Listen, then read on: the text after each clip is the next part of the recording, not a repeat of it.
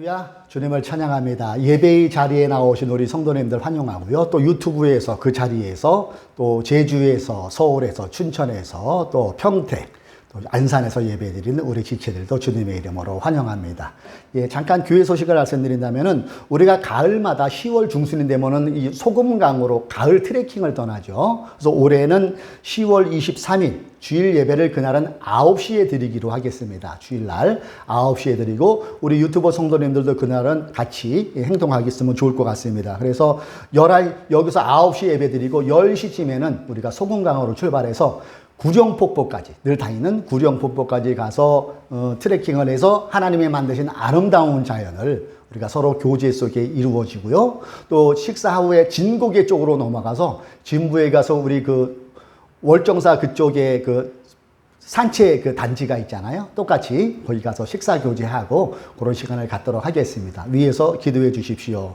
또 우리가 요즘에 나누는 교회 이전을 위해서 늘 기도해 주시고, 여러분 헌금 드릴 때 우리 청년들은 계좌이체로 우리 교회에 헌금 하늘뜻 푸른교회 그쪽으로 보내시는데 그 메모란에 교회 이전이라고 그렇게 표시하시면은 요것은 따로 정립이 되어서 지하를 탈출하는 은혜가 속히 임하기를 주님의 이름으로 권면드립니다. 아멘. 자, 우리가 주일날마다 창세기를 읽으며 잠시 주님의 뜻을 우리 하늘뜻 푸른 교회에 주시는 메시지를 살펴보고 있어요. 오늘은 우리가 17장으로 넘어와서 창세기 17장 17절부터 19절을 읽고 주님의 뜻을 헤아리기를 원합니다. 본문을 근거로 오늘 제목은 신앙인의 말과 마음, 신앙인의 말과 마음이라는 것으로 제목을 전해 보았습니다. 17장의 내용은 대략 이렇게 되죠. 하나님께서 어느 날 아브라함에게 나타나셨어요. 그리고 일반적인 언약을 선포합니다. 언약과 약속은 엄밀히 따지면 다른 거죠. 약속은 쌍방간에, 우리 최 집사님과 박 목사님 다음 주일날 몇 시에 만나요? 요거는 약속이고요. 언약은 일방적인 선포를 언약이라고 합니다. 그러니까 성경에서 하나님은 아브라함에게 약속보다는 언약을 하시지요. 이렇게 말씀하시는 거예요. 일방적으로. 나는 전능한 하나님이다. 나에게 순종하며 흠없이 살아라. 너와 나 사이에 내가 몸소 언약을 세워서 너를 크게 번성하게 하겠다. 나는 너와 언약을 세우고 약속한다. 너는 여러 민족의 조상이 될 것이다. 이런 어마무시한 언약을 아브라함에게 하세요. 그러면서 아브라함에게 뜬금없이 너 이름 바꿔, 이렇게 말씀하시는 내용이 나와요. 내가 너를 여러 민족의 아버지로 만들었으니 이제부터는 너의 이름이 아브람이 아니고 아브라함이다. 내가 너를 크게 번성하게 하겠다. 너에게서 여러 민족이 나오고 너에게서 왕들도 나올 것이다. 어마무시한 말씀을 지금 하나님께서 언약의 말씀을 하시는 거예요. 그러면서 계속해서 말씀하시는 게 이번에는 할례를 받을 것을 요구합니다. 당시 할례는 이스라엘의 선민이 되는 의식으로 남자의 생식기, 요즘 말하면 포경술과 같은 것을 하는 게 할례라고 그러죠. 이때 할례가 시행되는 것을 말씀하세요. 그러면서 너는 나와 세운 언약을 잘 지켜야 하고 내 뒤에 오는 너의 자손도 대대로 이 언약을 잘 지켜야 한다. 너희 가운데서 남자는 모두 할례를 받아야 한다. 그런데 이 할례가 본인만 하는 것이 아니라 앞으로 태어날 자손, 남자란 남자는 모두 돈을 주고 산 종들조차도 할례를 받을 것을 하나님은 말씀하세요. 집에서 태어난 종과 외국인에게 돈을 주고서 사온 종도 할례를 받아야 한다. 여기까지 이렇게 말씀하신 하나님께서는 이번에 또 이름을 바꾸래요. 근데 그 이름의 바꿈의 대상이 이제는 그의 아내에까지 향합니다. 아내의 사례의 이름을 바꾸라는 거예요. 그러면서 이렇게 말씀하죠. 너희 아내 사례를 이제 사례라고 하지 말고 사라라고 하여라. 내가 그에게 복을 주어 너에게 아들을 낳아주게 하겠다. 이렇게 말씀을 하십니다. 여기까지가 오늘 우리가 읽지는 않았지만 창세기 17장의 대략적인 내용이에요. 이렇게 하나님의 말씀에 아브라함은 그 하나님의 말씀을 들을 때 무릎을 꿇고 머리를 땅에 탁 조아리고 경청을 해요. 그러다가 어느 순간에 아브라함이 속으로 웃습니다. 하나님 안 보게 땀을 대고 킥킥거려요. 그 내용이 17절에 나와요. 아브라함은 얼굴을 땅에 대고 엎드려 웃으면서 혼잣말을 하였다. 나이 100살 된 남자가 아들을 낳는다고? 아니 또 90살에 되는 사라가 아이를 낳을 수 있을까? 믿어지지 않는 거예요. 그리고 이 아들을 낳는다는 것은 너로 인하여 큰 민족이 이루겠다. 이거는 먼 미래형이고 막연하지만은 이 아들을 낳는다는 것은 10개월 뒤에 이루어질 바로 기척의 일을 지금 하나님이 말씀하시니까 어이가 없는 거예요. 그러면서 하나님께 아브라함이 조심스럽게 이렇게 얘기하죠. 18절을 보세요. 아브라함은 하나님께 아뢰었다. 이스마엘이나 하나님께서 주시는 복을 받으면서 살기를 바랍니다. 이미 이스마엘은 하갈을 통해 태어났음을 지난 시간에 우리는 살펴보았어요. 자, 여기 뉘앙스를 보세요. 이스마엘이나 하나님께서 주시는 복을 받으며 살기를 원합니다. 저는 이 구절을 읽으면서 그 친절한 근자시에는 유행어 너나 잘하세요. 이게 떠오르더라고요. 지금 하나님을 신뢰하기보다는 이 말의 의도는 말이 안 된다는 얘기죠. 그러니까 지금 하나님께서 초보의 아들 소생으로 준 이스마엘이나 그냥 잘 자라게 해주세요. 이렇게 지금 아브라함이 답변을 해요. 여기에 하나님께서 단호하게 대답하시죠. 19절 보세요. 하나님이 말씀하셨다. 아니다. 단호한 투입니다. 너의 아내 사라가 너에게 아들을 낳아줄 것이다. 아이를 낳거든 이름을 이삭이라 하여라. 자, 다시 한번 제가 여러분에 말씀드리면은 하나님께서 아브라함에게 말씀하실 때의 반응을 한번 연상해 보세요. 예. 그저 막연히 먼 미래에 그럴 수도 있겠지 하는 생각은 아브라함이 아무런 반응을 안 보여요. 그러려니 듣고 있는 거예요. 그러다가 10개월 뒤에 9개월 뒤에 현실에서 나타날 수 없는 말도 안 되는 얘기를 지금 하나님께서 하시니까 아브라함이 지금 반응을 보이는 거예요. 여기에는. 여러분 그도 그럴 것이 내년이면은 본인 나이가 100세 그리고 아내가 90세가 되어 가는데 아들을 낳을 것이다라는 하나님의 말씀에 아브라함은 동의가 될 수가 없는 거예요. 말도 안 되는 말씀이지. 그러면서 어이가 없으니까 속으로 웃고 있는 겁니다. 예. 그렇죠? 이거 말도 안 되는 얘기죠. 어떻게 90세 여인이 애를 낳을 수 있겠습니까? 맞아요. 지금 하나님이 아브라함에게 말도 안 되는 얘기를 하는 거예요. 그러나 이건 어디까지나 인간의 영역에서 볼 때 말이 안 되는 거예요. 이 말이 안 되는 이 아들을 90세의 아들을 낳는다는 것을 하나님의 영역으로 딱 들어놓으면은 이거는 그때부터 말이 된다는 것이죠. 왜 그럴까요? 우리 하나님은 전능하신 하나님이시기 때문에 그래요. 창세기 17장 1절 처음을 보면은 이런 말씀이 나와요. 아브라함의 나이 99이 되었을 때에 주님께서 그에게 나타나셔서 말씀하셨다. 나는 전능한 하나님이다. 아브라함 나이 99세가 되었을 때 하나님께서 아브라함에게 지금 말씀하시는 거예요.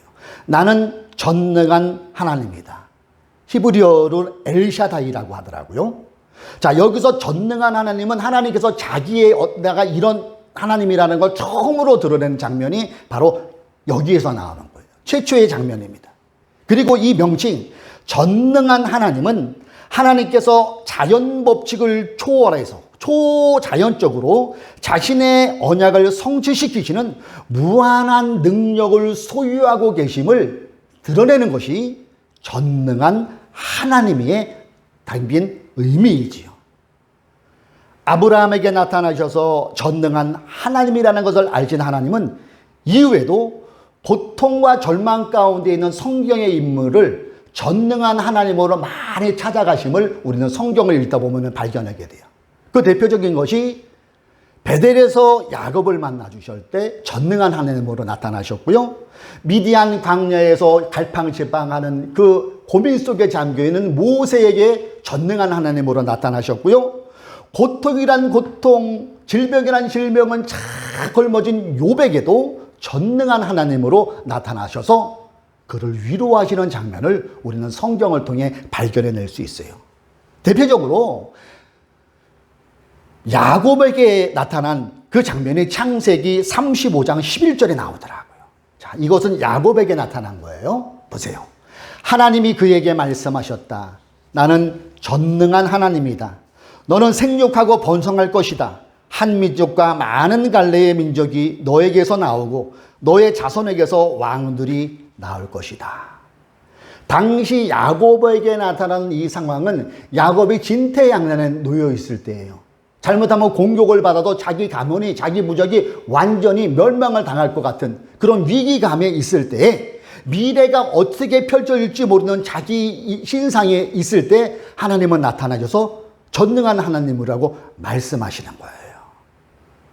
바로 그때 본인이 위기에 처해 있을 때 이러지도 저러지도 못하는 그때에 하나님은 야곱을 찾아와 주셨고 전능한 하나님이 하나님의 능력으로 그를 지켜주시고 이끌어 가실 것을 말씀하셨고 그 언약은 그대로 야곱의 삶에서도 이루어지게 됩니다.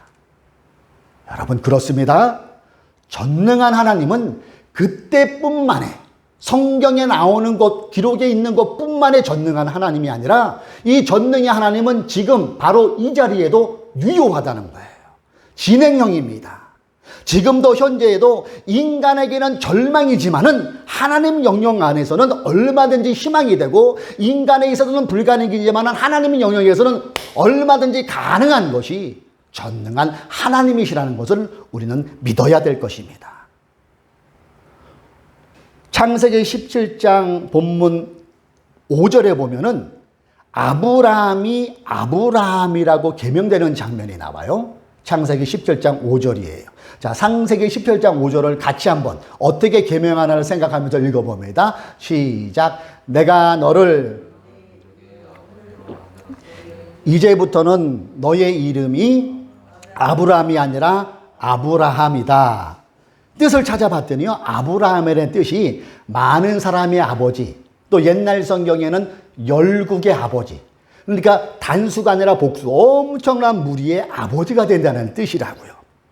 또 15절에 보면은 그의 아내 사레도 사라가 바뀌어지는 과정이 나와요. 하나님이 아브라함에게 또 말씀하셨다. 너의 아내 사레를 이제는 사레라고 하지 말고 사라라고 하여라. 여기서 사라라는 이름의 의미는 열국의 어머니, 많은 민족의 어머니라는 의미가 담겨 있어요. 그러나 여러분, 그 당시 이 이름을 바꿀 때의 아브라함 부의 상황을 보세요. 아들은 없어요.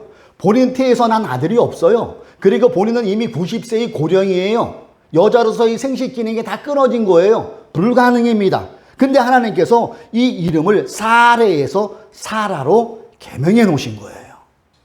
현실적으로 사라가 임신을 한다는 것은 100% 불가능합니다. 그래도 이 부부는 하나님의 명령이니까 서로가 개명한 이름을 불렀을 거예요. 그렇죠? 이제 우리가 상상의 나라를 한번 펼쳐보세요. 그 팔레스타인 지역에 천막에 쳐져 있는 곳에서 아브라함이 사레를 부르는 거예요. 사라, 열국의 어머니 사라. 그리고 사라는 자기 남편을 열국의 아버지 아브라함.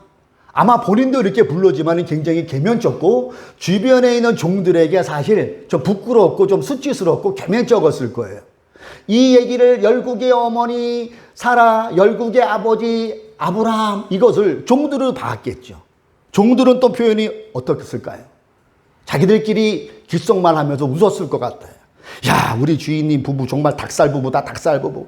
열국의 아브래, 열국의 어머니래. 우리 여주인님 자녀도 못 낳는데 나이가 90인데 아우, 자 닭살이 주책이셔. 이런 얘기 충분히 할 수 있었다고 우리는 생각해 볼 수 있어요.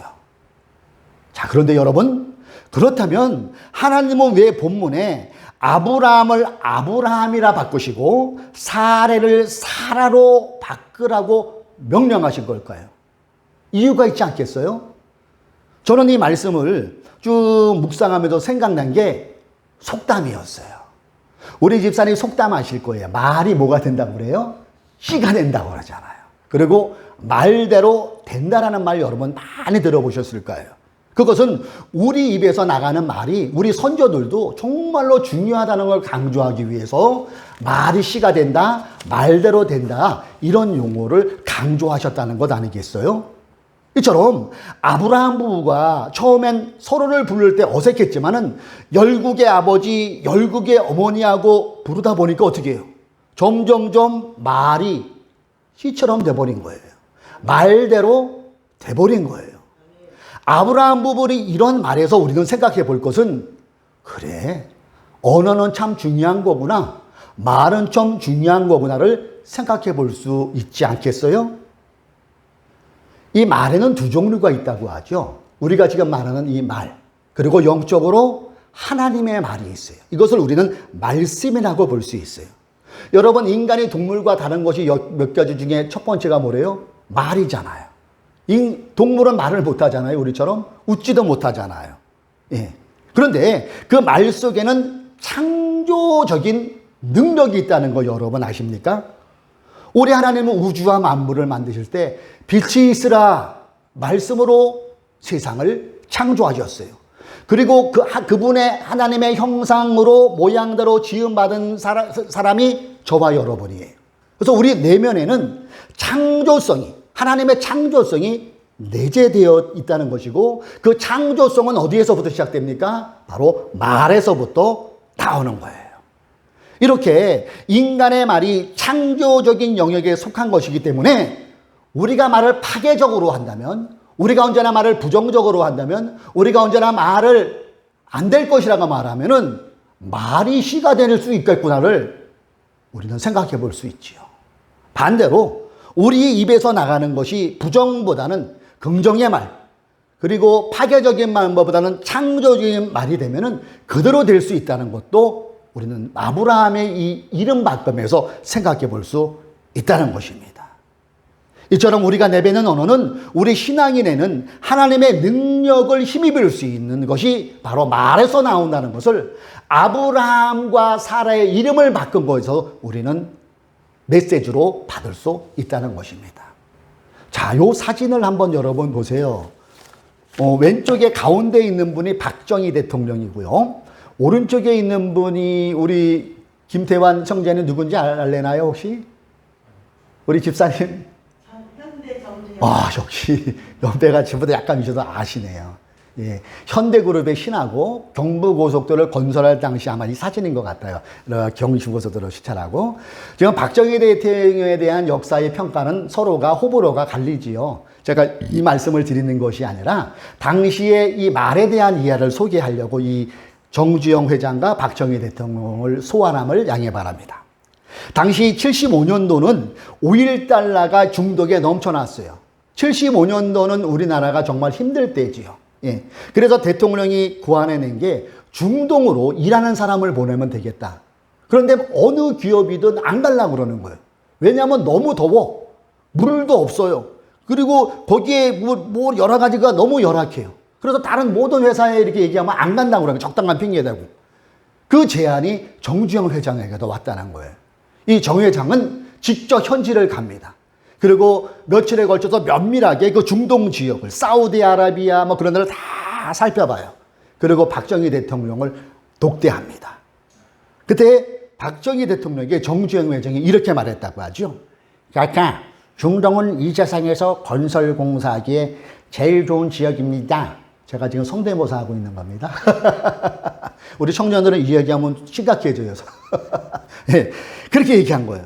그러니까 이미 다른 사람들로부터 그거는 공사하기 불가능하다고 들은 박 대통령이 의아한 거예요. MZ야, 정의정가 왜 중동 지역이 건설 공사하기에 왜 제일 곳이라고 생각합니까? 다른 사람들은 서로 안 가려고 하는데.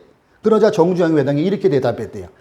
그러니까 그것은 1년 12달 비가 오지 않으니까요. 1년 내내 공사할 수 있고요. 또 건설에 필요한 모래 자갈이 현장에 있으니 자재 조달이 쉽기 때문입니다. 그럼 물은 어떻게 할 거예요? 예, 그거야 어디서든 실어 오면 되지요. 그러면 하루 낮에 50도나 된다네요. 더워서 어떻게 됩니까? 그냥 밤에는, 낮에는 자고 밤에 시원해지면 그때 일하면 됩니다. 그랬다는 거예요. 그래서 정주영 회장 말을 믿고 파송을 했는데 이게 중동의 바람이 분 거예요. 많은 내 위에 분들, 우리 형님 때, 그리고 오집사나 우리 김태환의 아버님 때에는 중동 갔다 온 분들이 엄청 많아요. 아무도 중동 지역에는 건설 공사를 할 수 없다고 생각할 때, 불가능하다고 말할 때 정주영 회장만 할 수 있습니다. 이 얘기를 했다는 거예요. 모두가 불가능할 거라고 할 때 할 수 있다고 말했고 할 수 있다고 생각했던 정주영 회장은 중동 지역에 바람을 일으켰고 우리나라가 산업화되는데 크게 일조한 인물로 역사는 기록하고 있어요. 사랑하는 교우 여러분, 우리는 코로나19의 2년 6개월의 혹독한 세월을 지나고 지금도 그 잔재 때문에 늘 신경이 쓰이고 그 결과물이 나타나는 것이 여러분 지금 마스크가 쓰고 있는 거예요. 이때 많은 사람들은 반응해요. 아유, 코로나 때문에 안 돼. 코로나 때문에 불경기야. 아유, 코로나 때문에 될 일도 안 돼. 이렇게 얘기하는데 우리 신앙인들도 여기에 별반 다르지 않아요. 그렇지만 여러분, 우리는 신앙인입니다. 신앙인이 뭐예요? 하나님을 믿는 사람을 신앙인이라고 하잖아요. 우리가 믿는 하나님은 천지를 만드신 하나님이에요. 그리고 우리가 믿는 하나님은 전능한 하나님이십니다. 믿습니까? 전능한 하나님. 세상을 창조하셨고 우주를 창조하셨고 저와 여러분을 창조하신 분이 바로 전능한 하나님이세요. 그러니까 그런 하나님께서 우리와 함께 하신다면, 성령으로 함께 하신다면 우리는 불가능이 없다고 생각할 수 있다는 것이죠. 하나님을 정주행 회장은 믿지 않았어요. 그조차도 그렇게 입으로 시인해서 그런 결과물을 얻었다면 하물며 하나님의 자녀가 할 수 있다 하면 난다 해보자. 모든 상황에서 부정보다는 긍정으로 바라보고 여러 가지 상황에서도 파괴적인 말보다는 살리는 말을 많이 한다면 그 말 속에서 역사하시는 성령님의 놀라운 은혜를 우리는 체험하게 될 줄로 믿습니다. 아브라함이 되고 사레가 되어 열국의 아버지, 열국의 어머니라고 입으로 시인할 때 그들의 마음이 바뀌었고 그 마음이 생각으로 바뀌었고 그 생각이 환경으로 바뀌었고 그 환경이 결과물로 나타났다는 것을 오늘 본문은 우리 하늘뜻 프로영교회에게 메시지로 주고 있다는 것이죠. 사랑하는 교우 여러분, 우리는 주님의 자녀들입니다. 예수 그리스도를 믿음으로 구원받은 주님의 자녀들입니다. 그리고 전능한 하나님이 이 시간에도 성령으로 우리 곁에 와 계십니다. 그렇다면은 우리의 언어는 바뀌어야 되지 않을까요? 습관적인 부정적으로 아주 자동으로 생각하는 그런 것은 바람직하지 못할 것입니다. 물론 비판은 있어야 돼요. 그러나 그 비판 이전에 무조건 안 된다, 무조건 부정적인 시각은 우리가 고려해 볼 필요가 있는 거예요. 그리고 기왕이면은 습관적인 긍정이 먼저 가고 습관적인 비난보다는 습관적인 칭찬이 우리의 일상에서 먼저 나올 수 있어야 돼요. 여러분 주변은 어떨지 모르지만 제 주변에 습관적으로 입만 열면은 트집을 잡고 흠을 잡고 비아냥대는 사람들이 있어요. 제 주변에는 그런 사람들이 있어요. 근데 그 사람의 특징이 뭐냐면 주변에 사람이 없어요. 슬슬 피해요. 그런데 늘 먼저 다가가고 늘 긍정적인 말을 하고 늘 격려하고 잘 될 거야 하면서 먼저 열린 사람은 주변에 사람이 많이 있음을 보게 됩니다. 예수 믿는 우리들은 어떠해야 될까요? 우리 주변에 사람이 없는 게 예수 믿는 사람의 모습일까요? 아니면 누구나 다가와서 허물 없이 아우 우리 집사님 하면은 먼저 반가워하고 아우 집사님은 너무너무 좋아 이 소리를 들어야 될까요? 그것은 말에서부터 시작되는 거예요. 그리고 우리 하나님은 부정적인 말에는 귀를 기울이지 않으세요. 언제나 창조적이고 긍정적이고 격려하고 칭찬하는 말에 우리 하나님은 귀를 기울여 주십니다. 우리의 일상에서 더욱 긍정적이고 창조적인 말을 많이 함으로 예수 그리스도를 믿는 자녀의 품위를 우리 삶에서 드러내고 어디서나 환영받으며 그 속에서 예수의 향기를 바라는 예수의 작은 화면으로 살아가는 우리 하늘뜰 푸른 교회 모든 성도님들 되시기를 주님의 이름으로 축원합니다. 그래서 오늘 본문의 제목이 신앙인의 말과 마음입니다. 하나님이 기뻐하시는 말, 하나님이 기뻐하시는 마음을 품으셔서 아브라함과 사라에게 베풀어주는 그 하나님의 은혜가, 하나님의 그 복이 우리 모두에게 임하기를 주님의 이름으로 축복합니다. 아멘.